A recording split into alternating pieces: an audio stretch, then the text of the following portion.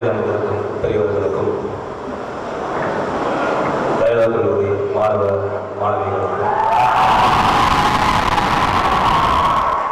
பத்திரிகையாளர் நண்பர்களுக்கும் என்னுடைய மாலை வணக்கம். உங்கள் சந்தோஷமான உற்சாகமான இந்த முகங்களை பார்க்கும்போதெல்லாம் மீண்டும் கல்லூரி நாட்களுக்கே திரும்பி சென்று விட மாட்டோமா என்கிற ஒரு ஏக்கம்.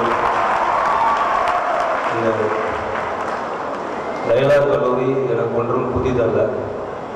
ஒரு வகை லயோலா கல்லூரி என்னுடைய பிறந்த வீடு, தாய் வீடு என்று கூட சொல்லலாம். சோலைப்பேட்டில் தான் நான் வசித்தேன். என் தம்பி இங்கு தான் படித்தான். தொடக்க காலத்திலே கிட்டத்தட்ட ஒரு 200-300 பாடல்கள் இங்கே இருக்கிற அந்த ஃபுட்பால் கிரவுண்டில் அமர்ந்து தான் நான் எழுதியிருக்கிறேன். சலாம் இல்லாமல் டும் டும் டும் அப்படி நிறைய சாமி திரைப்படத்துடைய ஐயையோ பிடிச்சிருக்கு போன்ற பாடல்கள்லாம் கூட இந்த கல்லூரியில் பிறந்தது தான்.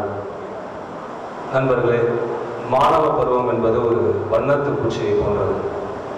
காதல் கொண்டேன் திரைப்படத்திலே ஒரு வண்ணத்து பூச்சி என் வழி தேடி வந்தது, அதன் வண்ணங்கள் மட்டும் என்று விரலோடு உள்ளது என்று நான் ஒரு வரியில் இருக்கிறேன்.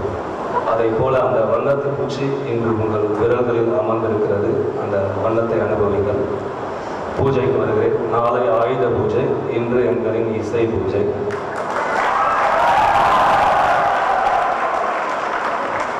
தான் படித்த அதே லயோலா கல்லூரியிலேயே தான் நடித்து தயாரித்த படத்தின் இசையை வெளியிடுகிறார் நண்பர் விஷால். அவருக்கு என்னுடைய வாழ்த்துக்கள். அவர் இசை நிறுவனம்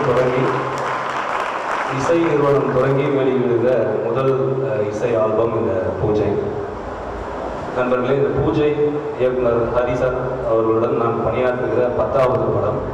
சாமி திரைப்படத்தில் தொடங்கி இந்த பூஜை வரை 10 படங்களில் குறைந்தபட்சம் ஒரு 50 பாடல்கள் அவருக்கு நான் எழுதியிருப்பேன். அத்தனையும் ஹிட் பாடல்கள். அந்த வரிசையில் இந்த பூஜை பாடல்களும் சேர வேண்டும் என்று நான் ஆர்வப்படுகிறேன்.